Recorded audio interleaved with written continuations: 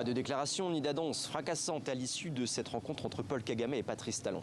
Les deux chefs d'État se sont entretenus pendant 1h30 et à l'issue de ce tête-à-tête, leurs ministres respectifs de l'économie et des affaires étrangères ont signé toute une série d'accords.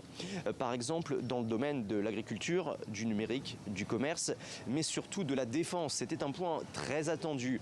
Mais comme sur tous les engagements conclus aujourd'hui, les chefs d'État béninois et rwandais sont restés très flous sur l'accord signé. Ils ont néanmoins affirmé la coopération des deux pays pour faire face à la menace djihadiste dans le nord du Bénin et ils ont laissé la porte ouverte à une éventuelle intervention militaire de l'armée rwandaise. Il n'y a pas de limite par rapport à ce qu'on peut accomplir ensemble, en termes de renforcement de capacité par exemple. Nous avons la volonté de faire face ensemble aux défis sécuritaires.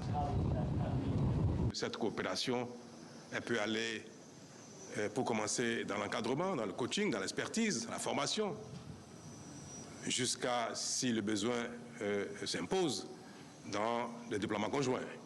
Le Rwanda est un allié militaire solide. Son armée est l'une des plus réputées du continent.